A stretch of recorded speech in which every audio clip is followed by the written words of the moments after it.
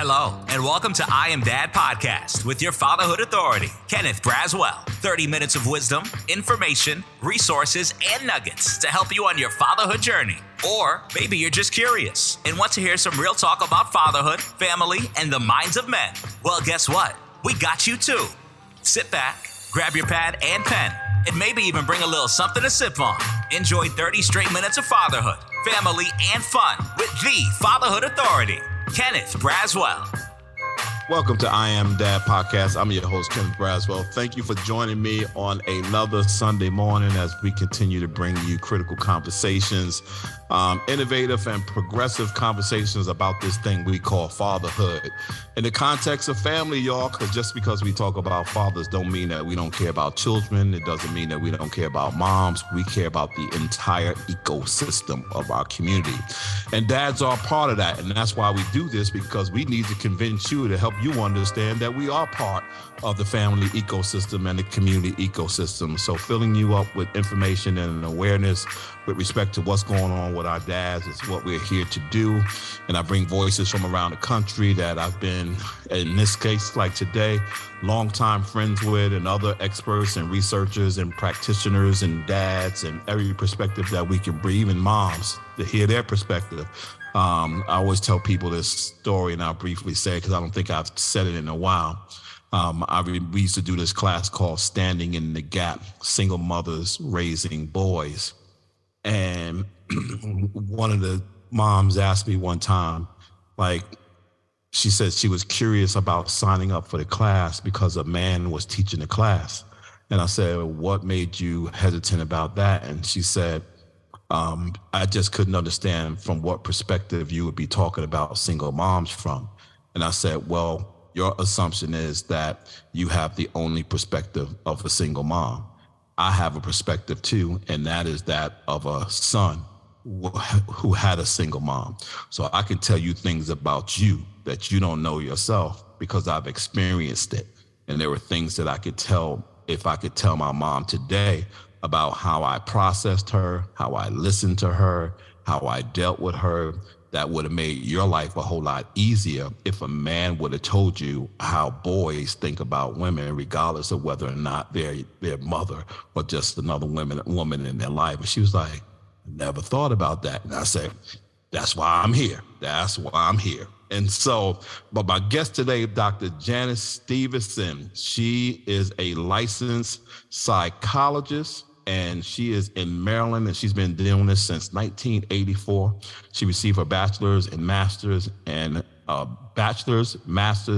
doctorate in psychology from the University of Maryland at College Park. She's been in private practice since 1984, and she's in the great city of Baltimore.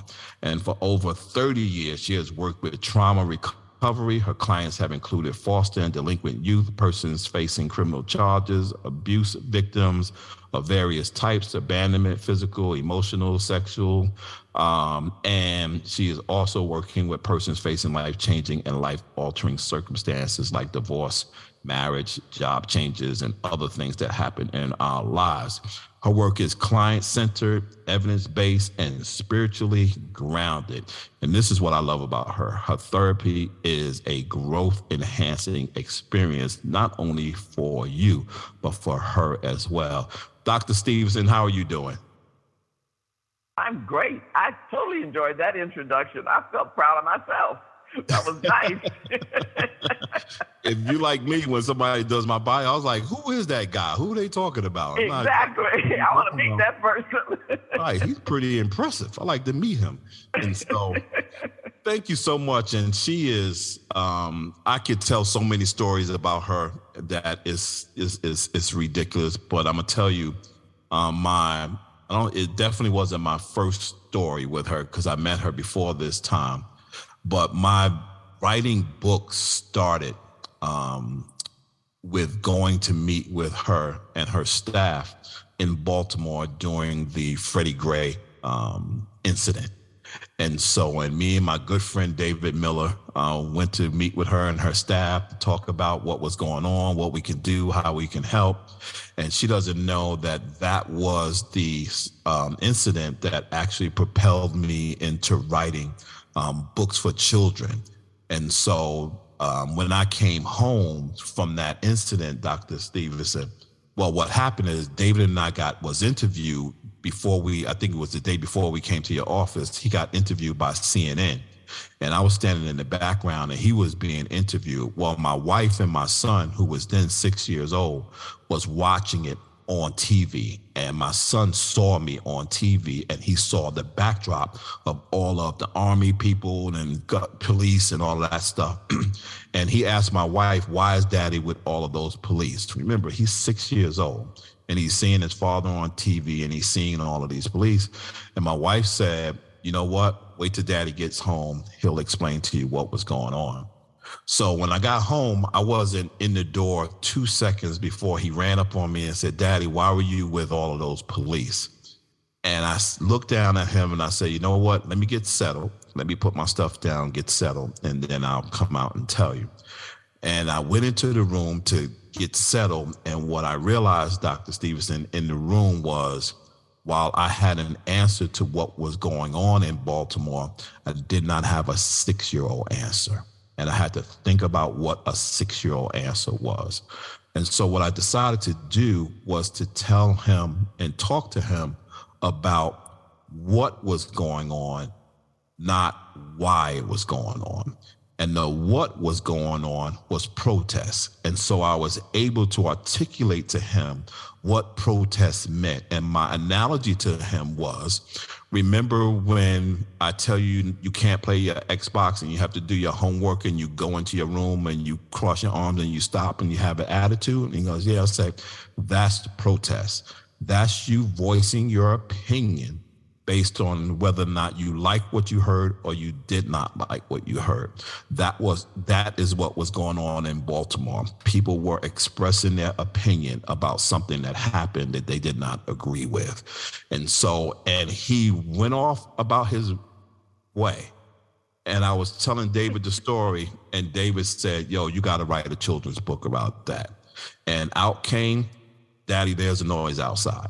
And I wrote that book on that conversation, and it was about a black family being in the middle of unrest and them talking, and their children waking up in the middle of the night to a car burning outside the window.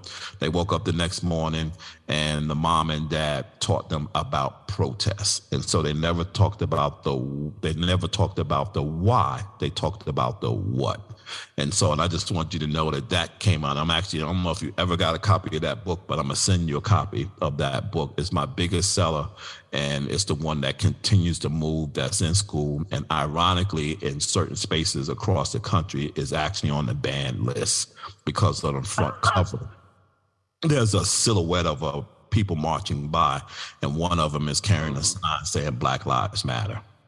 And because of that, the book is banned. So that's my story with Dr. Stevenson, and we've encountered each other in several other spaces. But tell me how you doing. Let's talk about that.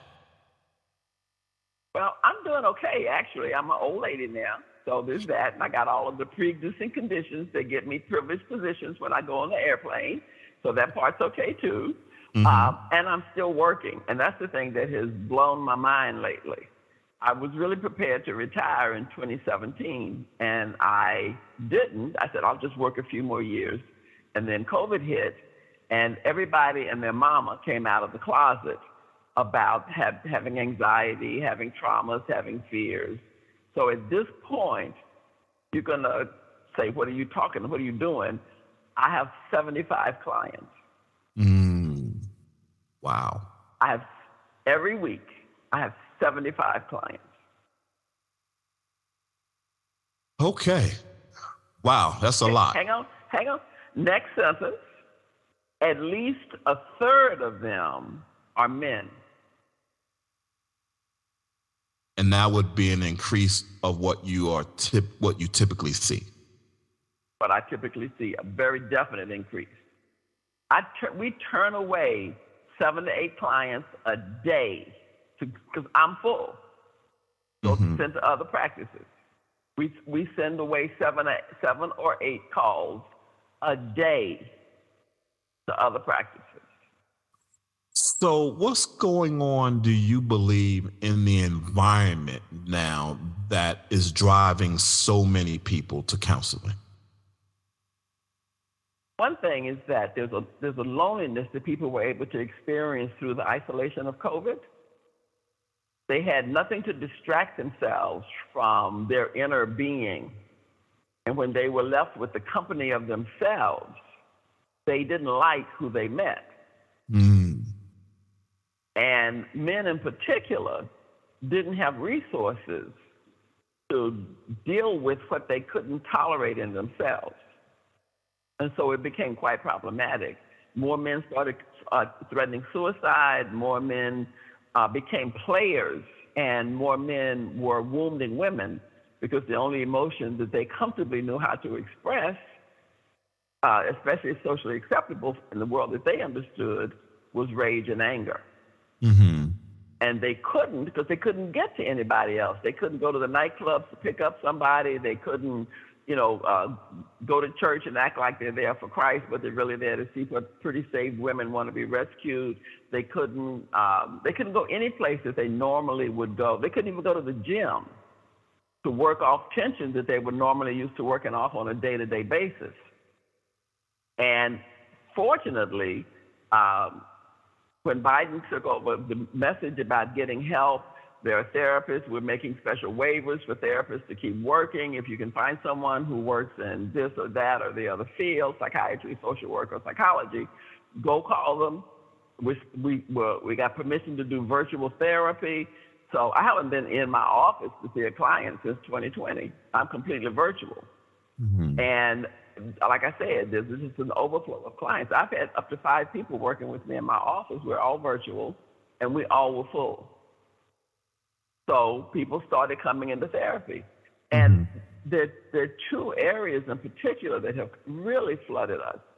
There are more people asking for couples therapy, which I can't attribute to COVID, but I can attribute it to the changes in perspectives about maleness and about males in relationship and about males and emotion, which,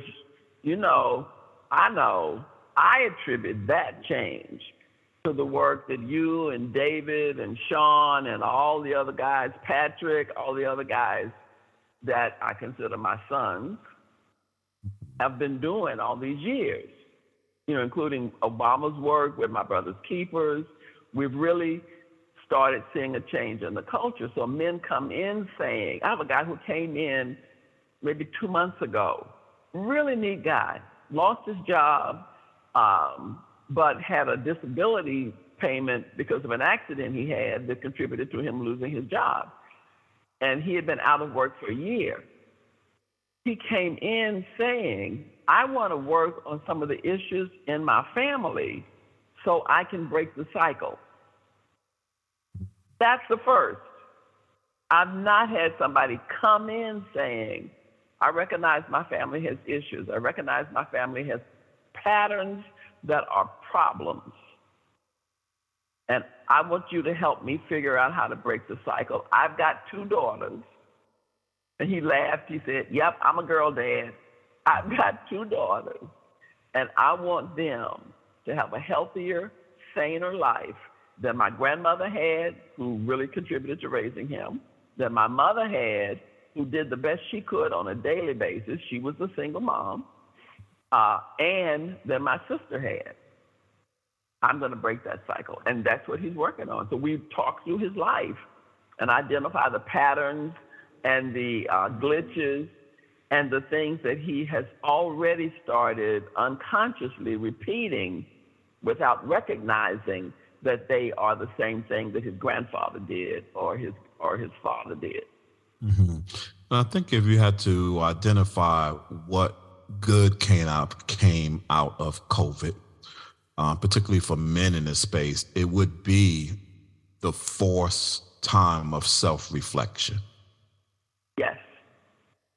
Right? To realize that they are not on an island by themselves, and that it is an absolute need for them to be able to express what they're feeling. Is that some of what you're saying? And not having the words.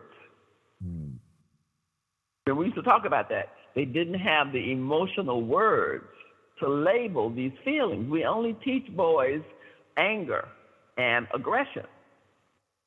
We don't teach boys hurt, sad, lonely, lost, confused.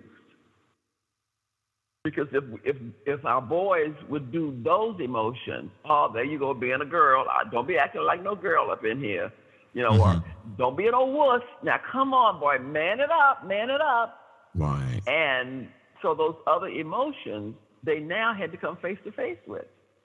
And the number of men who were not aware of how much grieving they had not done for significant people in their lives. Right. Grandmothers in particular. When grandmothers died, the men were not prepared for the lost feeling, just wandering through space with no grounding and no anchor point. Well, and so COVID said, look in the mirror and see what you got. I think it was through COVID that we watched significant and influential, particularly Black men, lose mothers and grandmothers and have that really impact them in ways that they struggle to talk about. Kanye was one of them, right? Because when he started to go in the kind of what people would describe an off kind of position, it was as a result of him not being able to. That's one word people use. Right. That's one word people use, yeah.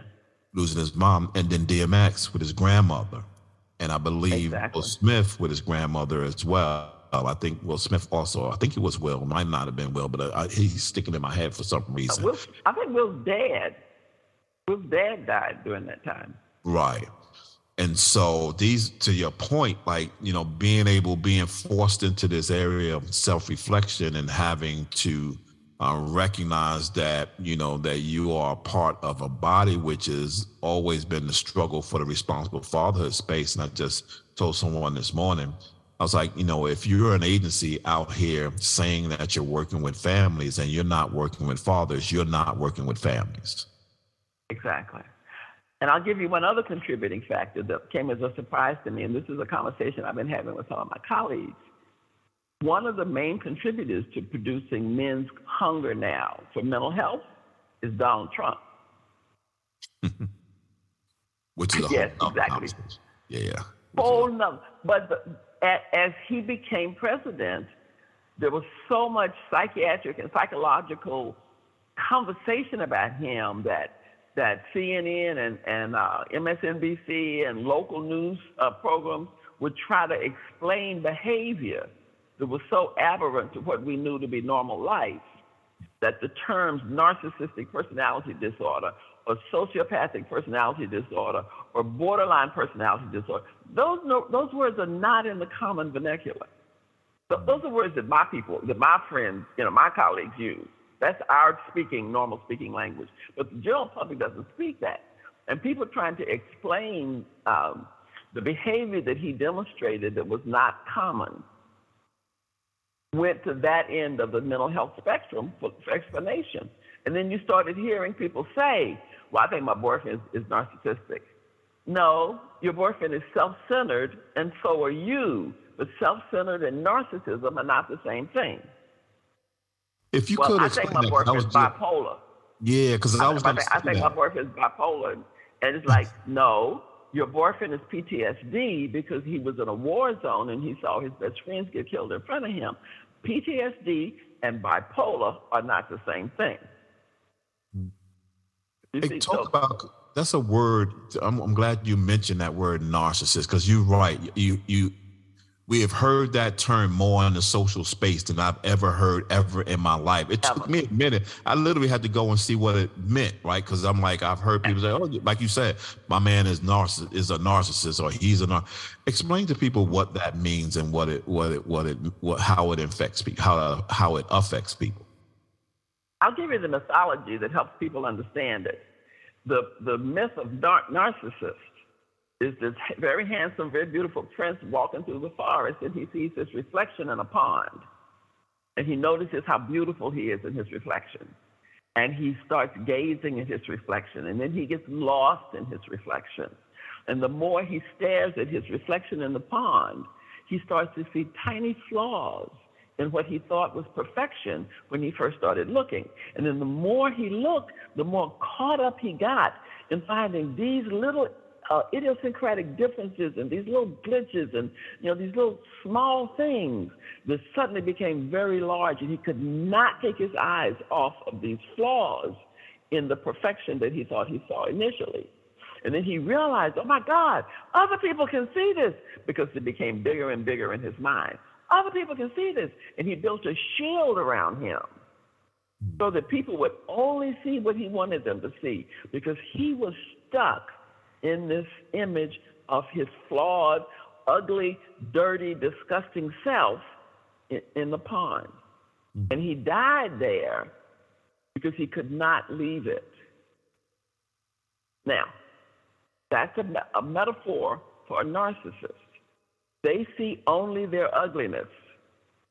They present to the world only their perfection. And they forbid anybody to pierce that shield.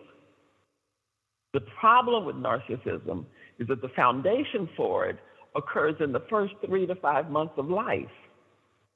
So if you have a baby who had really inconsistent parenting, really unstable environments, if you have a baby 1 to 3 months old and the mother doesn't acknowledge that baby, heaven forbid she should have postpartum depression or postpartum anxiety.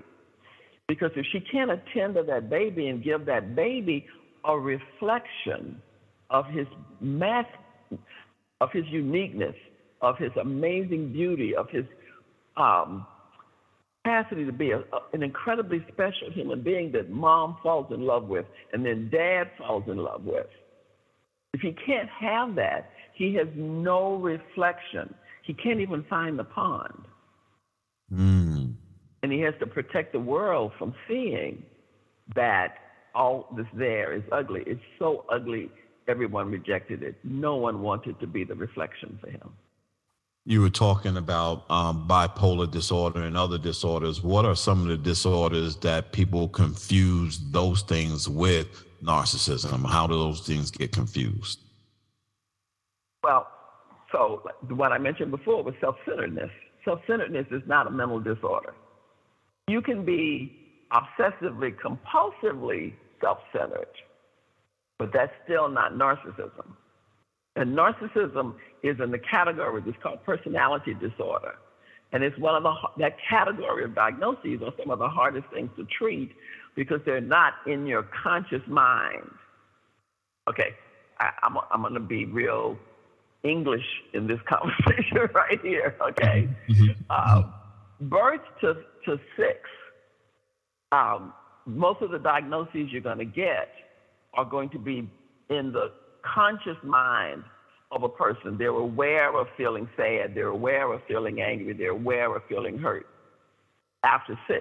But before 6, you don't have actually vocabulary or access to cognition that allows you to explain or experience what you're going through. Those are harder to treat. There are infant and toddler specialists. I was one when I was working with kids a long time ago. Infant and toddler specialists who work with infants and babies. 3, 4, 5, 6 years old. And it's great work, but you can make a huge difference because you reshape that personality and give that person's personality a chance to develop. After 6-ish or so, you're aware that you feel sad. You're aware that you feel hurt. Those two contribute to depression. You're aware that you're scared. You're aware that there's a sense of danger and you don't quite know where it's coming from. That contributes to the diagnoses that are in the anxiety category. PTSD is in that category. PTSD and acute stress disorder, there's some more coming, and I'm really eager for them to get here because there's one called developmental trauma disorder that goes across the different developmental stages of a child. But the PTSD and acute stress disorder are when you experience life-threatening and life-altering experiences. And, excuse me, they can be something as simple as seeing and hearing your parents have violent fights, physical fights, or verbally offensive and threatening fights, where you become afraid that daddy's going to kill mommy or mommy's going to kill daddy, or you hear mom and grandmom and auntie talking after dinner while they're cleaning up the kitchen, or while they're sitting and chatting while somebody else is, maybe the man's cleaning up the kitchen, and they're saying really derogatory terms and really demeaning and disrespectful terms. Children hear those conversations, and it frightens them. And if there's no adult saying, wait, the baby's sitting right there. Can somebody pick the baby up and explain we don't really want him to get hit by a truck or by a bus when he goes out of the house? We're just mad at him right now when we're venting. Mm-hmm. Most parents don't notice that the children overheard it, and they become frightened. One of the most the situations I've retained the longest is I had a client who could hear his parents in their bedroom at night. Mm-hmm. Now, if you think about what sex sounds like, when the parents think there ain't nobody paying attention, ain't nobody watching, that little boy thought daddy was killing mama every night. Every night. And he would just lay in the bed, terrified that he would not see mama the next morning when he woke up. And he would be awake. He would get up out of the room every now and then and go over to the door, and he want to open the door. And he could not because he was too frightened. Mm-hmm. And he would get back in the bed and go right to sleep. And he'd get up the next morning. When he went into the kitchen and mama was in there getting, stuff ready for them to leave for school and stuff, he would run to his mama. He was like 5, 6, 7, 8, 9, 10 years old. He would run to his mama and hug his mama because he was so scared she had been killed during the night. And they could never figure out why he never really liked daddy. Mm. He was a fully grown man before he was able to make peace with his dad, who was there every day, who was involved in his life very actively. But because he had that nighttime experience that nobody knew about. Wow. Yeah. So when you talk about, and this is sending me in a whole different, several different directions. I'm trying to keep it harnessed in, but it's so much of this that has to be unpacked. And I'm definitely going to bring you back on so we can unpack some of these things, because I think people need to kind of be more aware of the intricacies of mental health and what it looks like and what they should know about it. Like, we speak a lot in the history of teaching individuals and humans how to be parents about the physical aspect of being a parent, but we don't talk about the mental aspect of being a parent. Right. And so parents or the generational aspect. Right. Right. Which is where I'm going, right? And okay, so good. I made this statement to someone the other day. We were talking about Black men, and we were talking about post-traumatic slave syndrome. And I was talking to them about how we have been conditioned over time, particularly Black people in this country, to respond to certain things in certain environments because of what we experienced during slavery. And I made this statement, and I don't have any evidence that it's true. It's just based on my work and what I see and how it feels to me as I'm continuing to work with people.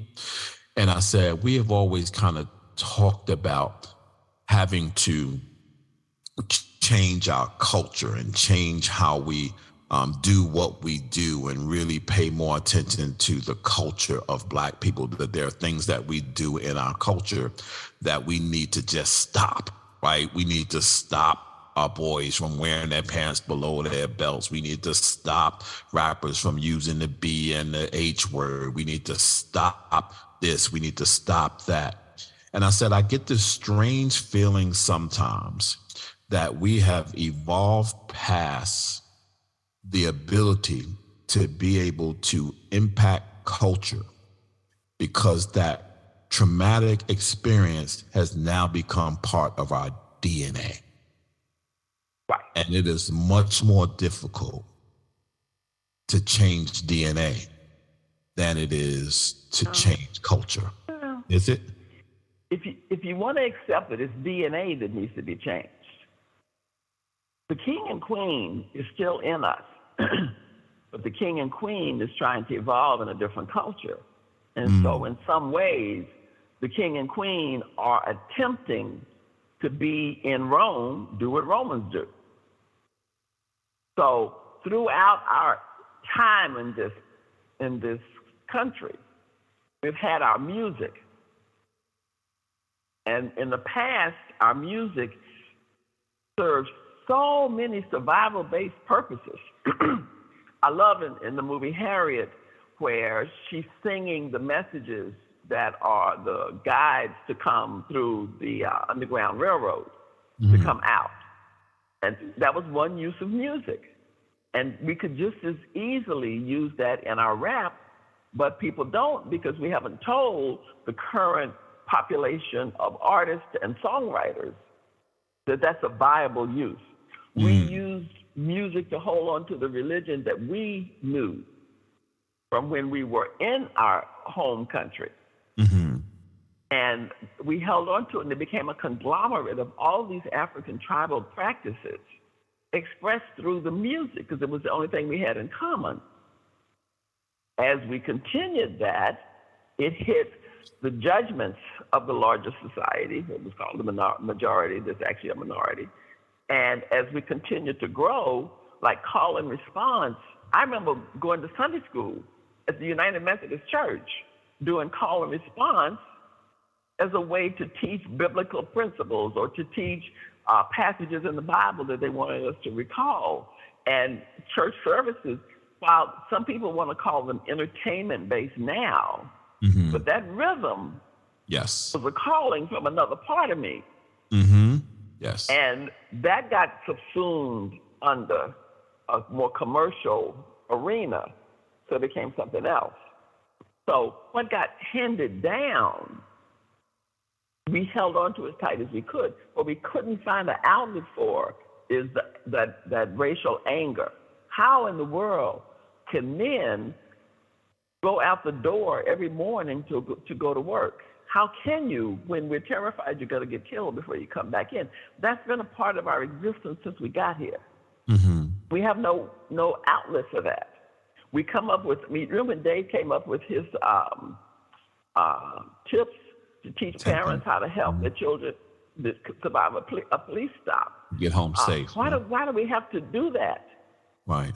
Now, one of the things I see happening in the society, I look from George Floyd to now, we said they have to change racism, and we realized that white people need to talk to white people. It can't be black, brown, and yellow people talking to white people. So we got Trump, and now racism is out in the open. It's for everybody to see. I want to do a Kevin Hart routine here. And just see, you cannot miss the blatant racism.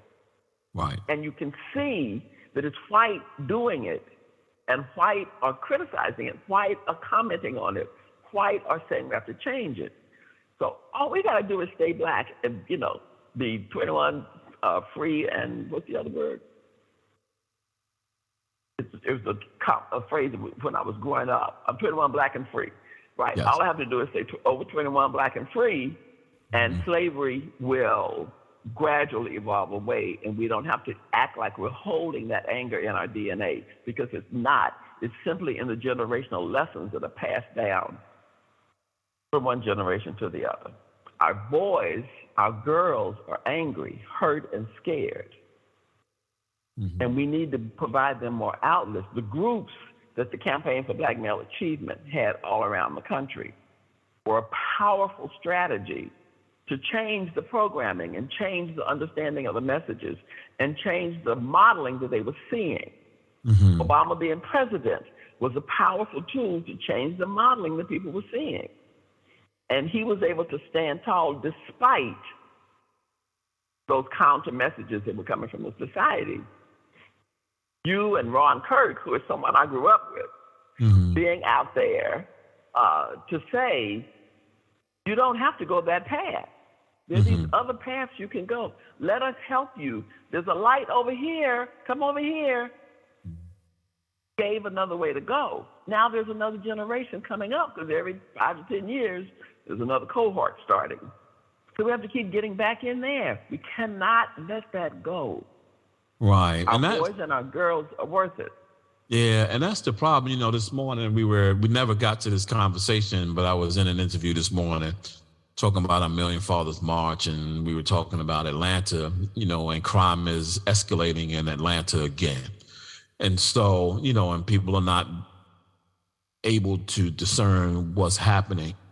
And my fear always when that happens in any urban center around the community, people begin to start saying, if they just had fathers in their lives, they wouldn't be out here wilding out. It's like, so it's kind of like, even in my mind, that's a narrative that has to change. You said something earlier, and one of the things I say I've begun to literally change my dialogue and terms that I use because I know how harming some of these terms are. Like I absolutely hate the word fatherless. I absolutely hate the word fatherless. Why? Because 100% of all biological children born on the face of this earth has a father. The question isn't if he exists, it is where he exists.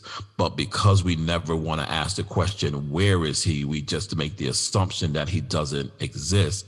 The problem is we begin to tell our children that their fathers don't exist, and that's an untruth. And they don't know how to reconcile the fact that he does exist. And the very reason that you're going through what you're going through right now is because he exists. And how do we begin to start talking to our youth and our community about reframing the fact that what we're dealing with right now is not fatherlessness, we're dealing with father absence. We're dealing with the issue of the absence of fathers and men in the lives of our children. We can address that. I want to add to that. We're also dealing with wounded mothers who vent their anger and hurt at the absence of a man that they loved enough to open up to. Well, two of them. Not only the man, not only the father, the absence of their own father and the absence of the father of their children. Exactly. And therefore, where do they learn that they don't have to be male aggression to protect themselves? Because women will go male aggression on you in a minute. And women are more lethal when they go aggression. So you've got that absent father who is somewhere. And you've also got that wounded mother who is bleeding and can't afford to bleed because the baby's there. Right. Yeah. So that whole, like you said, when you work with the fathers, and that doesn't exclude the mothers, the family unit is wounded. And what happens is that every year there's another cohort coming up. Every year there's another group of kids coming up. So you address the layer you had. I mean, if you think of how many fathers have come across your path in the time you've been doing Fathers Incorporated. And every year there's another batch. You know, I worked in the state for Maryland Children, Child and Adolescent Services for a long time. Trained as many therapists as I could, worked in as many programs as I could. And I realized in foster care, oh my God, every year there's another batch. Right. One of the girls I worked with when she was 15 had a baby, graduated from foster care, had 2 more children, started living her life, was doing better than she had been doing, was doing okay, grew up, got really good jobs, was managing her life, had decent enough relationships. She was doing better than she had been doing and better than she would have done without foster care in her life. And then her son got killed by a police officer. And now she's, honest to goodness, she searched for me to find me, to work with me again. She said I could hear her. And now we're trying to help her recover. But the point being that her son, how do I say this? If we understood that the work is a continuous continuum, There are no breaks in it. Then she would not have been cut adrift after she came out of foster care. There would have been something to pick her up and bring her into adult life. So she still would have been wrapped in a caregiving, loving, growth-enhancing space so she could continue to grow. Her goal was to parent differently. It's still her goal from when she was 15. And she's now 30-something, 40-something. And her goal is still to be different. She's got this dream person. Right. And she's still angry as all get out at men. Because men keep disappointing her. Men keep letting her down. And I say to her, can it be that you both are wounded, that you both are disappointed? Can it be that you both want each other to hold? Right. Which, then also leans into this whole notion of, you talked about earlier, and you and I have always kind of pressed this issue of, not having the words to express how we feel. I think that we spend a lot of time on both men and women separately, giving them the words and the space to kind of heal to a certain extent. But we haven't found a collective language that allows both men and women to be vulnerable and not be so angry. Together. Yes. That's a whole nother piece of work. Whole nother piece of work. And we can plant the seed, we can nurture that soil so that those who are coming right behind us can see that and pick that up. There is great research going on marriage, on the language of love, on the scripture, the spirituality of love, like biblically based marriages. There's much research going on that. And the issue now is to translate it to the front line. You and I both know Joe James, and he has a program in Baltimore, the Center for Urban Families. His program started as a men's rights program because he was a staunch advocate for fathers' rights and advocates in the courtroom with them, and it grew and grew and grew. And now it's a program for the whole family. And there's I'm trying to think of the guy's last name, but there's a researcher, he and his wife, I'll get you his name because I can't think of it right now, did research at Joe's Center for Urban Families in Baltimore. Okay. Researching families, couples. They didn't have to be married. They were together. They were trying to improve the quality of their relationship. They had a child. They were trying to improve the quality of their parenting. They were fresh out of prison. They were fresh out of mental health hospitals. They were trying to improve the qualities of their lives. And the research that he acquired, he and his wife acquired through the clients that come into the Center for Urban Families, became the foundational principles in his research. So the work is continuing. That's now available for the next generation coming up. I mean, I use their work. I ask my clients to buy their books because they really are good references for how to be healthier. Yeah. How to grow into who you say you want to be. Right. There's so much. We got a few minutes and it's just so much. But I don't want to leave without talking about this as well, because I think it's critical, and that is this whole notion of trauma-informed care, right?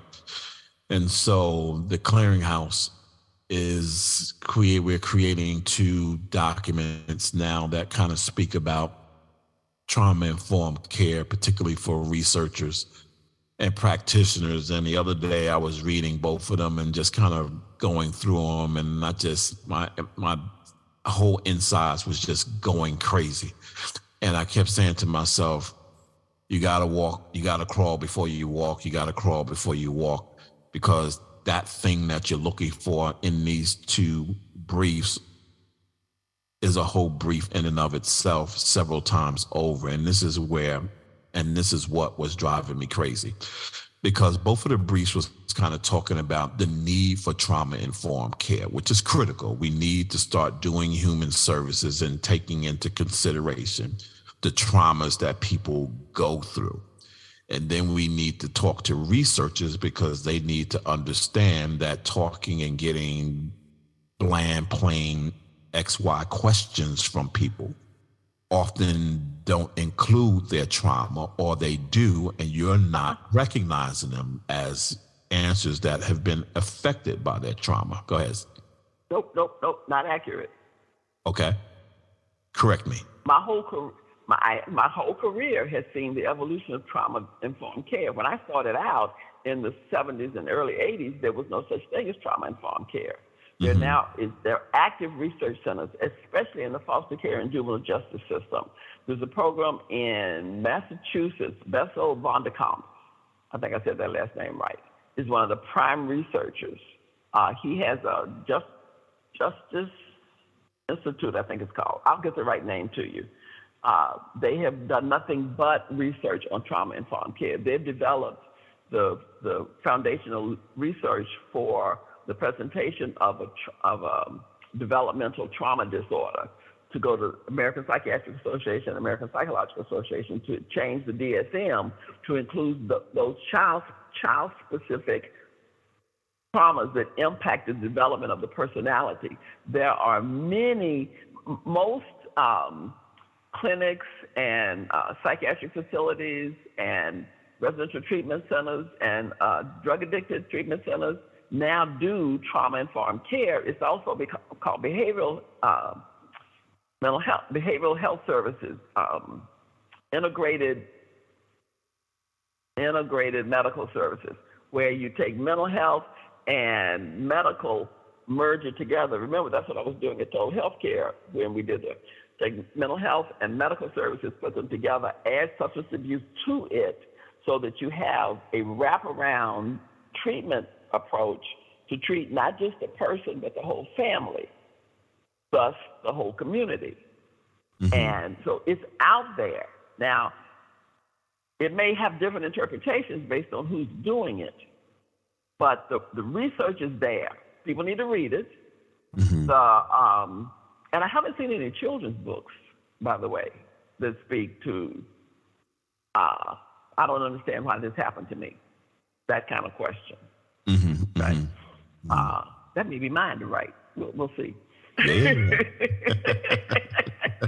But the research is there, and the research gets more detailed and more massive at the same time. Like Bessel's work went from just interviewing foster kids and juvenile justice kids to looking at the impact on the brain. He now has a whole separate field of study over here about how trauma, especially long-term trauma, chronic and repeated trauma, impacts the brain chemistry, because it changes how the brain functions. If we don't get in there and relieve that trauma and resolve that trauma, the brain chemistry and how the brain sends directions to the rest of your body changes. The field of oncology, high blood pressure, let me do it this way. There are some illnesses that now the whole medical field knows are affected negatively by health disparities. So food deserts and things like that are trauma influenced. So if you have high blood pressure, if you have heart disease, if you have diabetes, if you have obesity, there's one more, 5 of them, they're all affected by a history of trauma. There's a friend of mine at Morgan University who has a book coming out. It's called, I got to get you the name of her book because it's a different term. She created a term that survivornomics. That's the name of her book. The economy of surviving. Okay. One of my cousins, whose name is Heather McGee, I'm really plugging a lot of people today, just was on MSNBC over the last month talking about her book, which looked at the cost of racism. So I'm saying there is research out there. We need to read it and know about it. Like, Heather's my cousin. I didn't know she wrote that book until I saw her on, like, what the heck on MSNBC. When did she write a book? So, you know what I mean? Like, like it is out there. So here's where, so I heard everything you said, and here's where you don't convince me. This is the area that does not convince me about trauma-informed care. And this is what was missing in these two reports. And that is the relevancy and the issues and the unnamed traumas that specifically men go through that don't get identified as trauma. For instance, there are these things called ACEs, adverse childhood experiences. Yes. And of the ACEs, there are two in particular, one about the impact of incarceration and the one about the impact of separated parents. But there isn't one in there for fatherlessness, father absence. Father absence should be an ACE. It is parent absence, right? I'm saying father because I'm in a father space, but parent absence should be a ACE.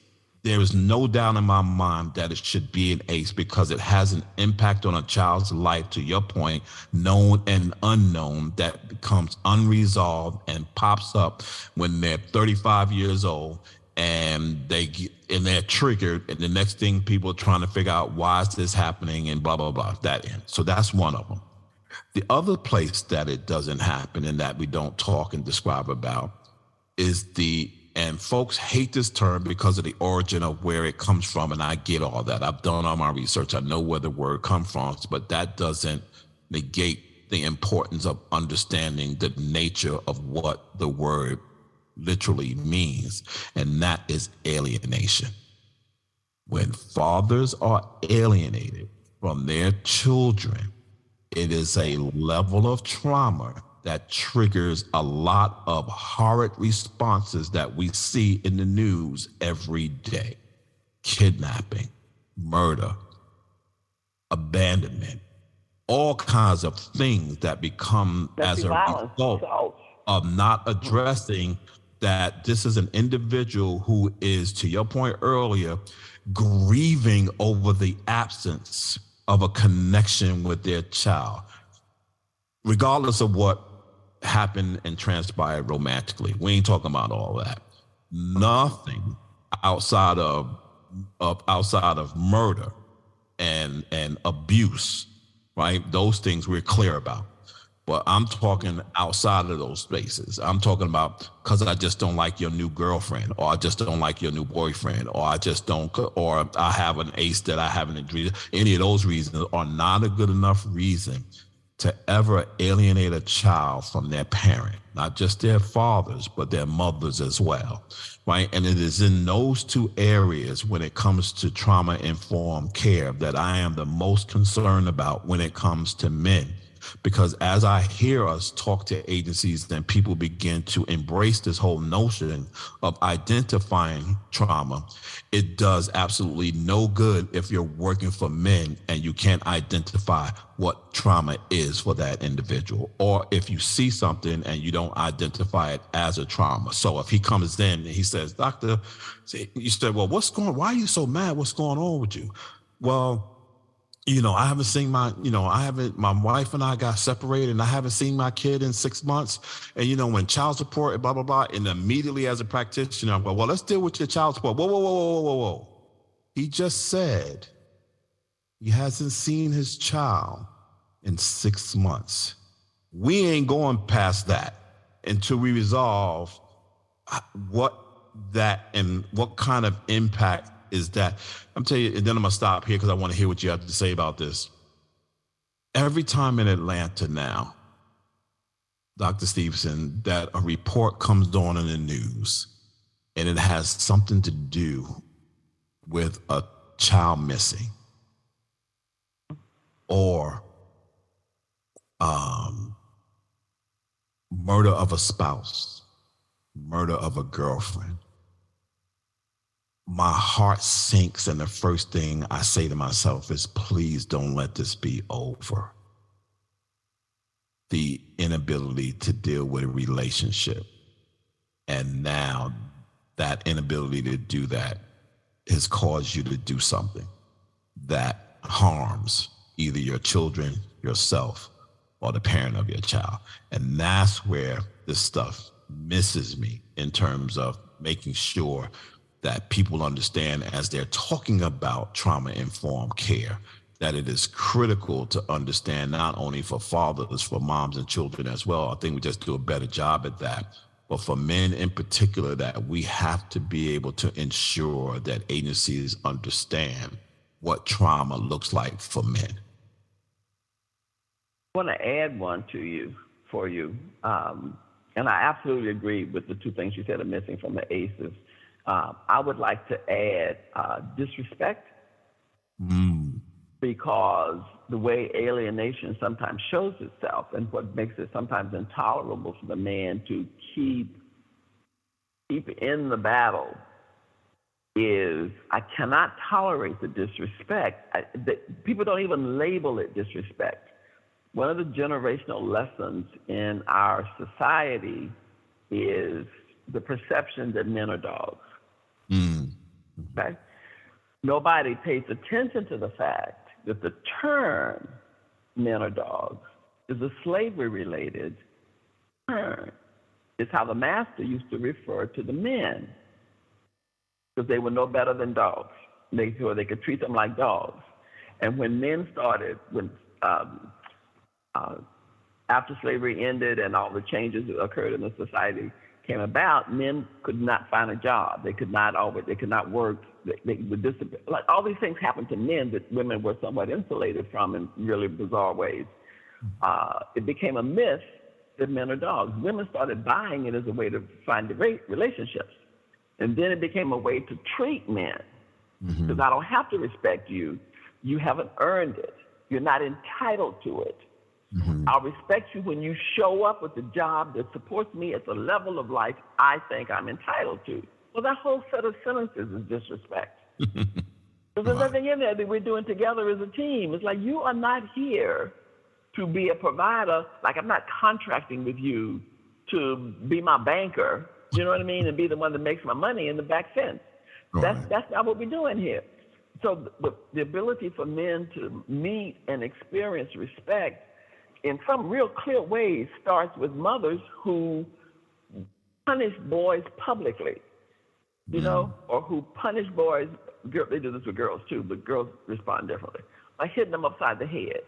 And nobody understands that disciplining a child by hitting them upside the head is not discipline, it's assault.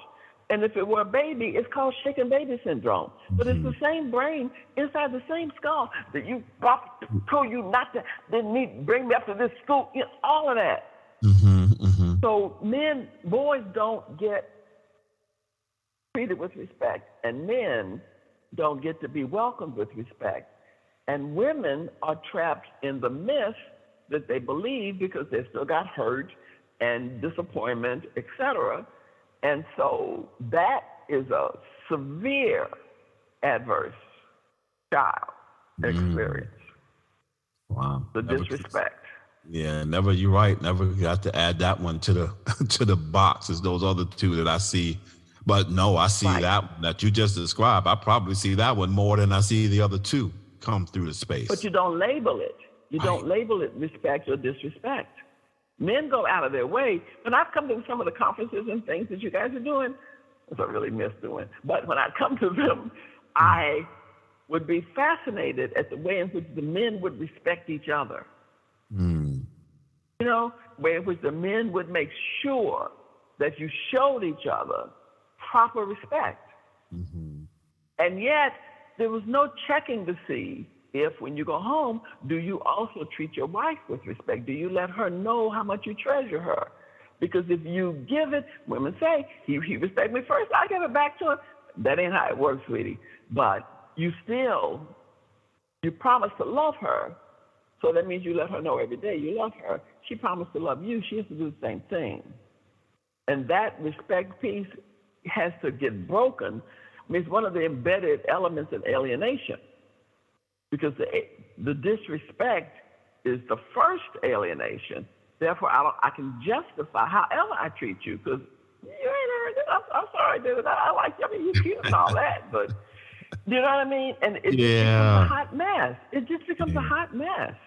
But that respect thing is, for men in particular, that's one of the things I always kind of, allude to when I'm talking and having conversations, is that, whenever, for the most part, whenever we're working with moms, we never not consider that moms are women. Right. However, when we work with dads, we want to disconnect them from the fact that they're men. And those two things are intimately connected. And where I see it, right, is because I'm an old Western fan, right? I grew up, my mother watching Rawhide, Wagon Train, all these things. So I still to this day watch. And the dialogue in those things just it tickles me sometimes, because you hear things. But the one thing, to your point, that kind of holds true throughout all the cowboys is this notion that, oh, you just stepped on my boots. That's it. You didn't say sorry. Like, it's your boots. First of all, you're out in the dust and the dirt, and the horse, they dirty already. But no, it's a level of disrespect. And because of that, we got to go out at sundown, or sun up, or whatever, and we got a duel. It's like, serious? Right. Just because you stepped on your, but that respect, to your point, over history for men, we probably can go back even further and deeper than that, right? To talk about the level of high moral value where we place this thing called respect up there, for men. And we don't care who it is who disrespects us. There is a reaction that happens to it. And I think a lot of times, I think we're both, I can't gauge who does it more, who does it best. But, when you're talking to these guys, there's always this element in there of, she disrespected me. Exactly. Right. This is fascinating. We do this every time we get together. We'll start over here and then go all around the place. Because there's so many layers in what we're talking about. Yeah, and that's what I mean about the collective conversation. We got to have it all somewhere. And then everybody can go away and do their own individual pieces of it to kind of make sense of it. So when we have a collective conversation, we can make common sense out of that.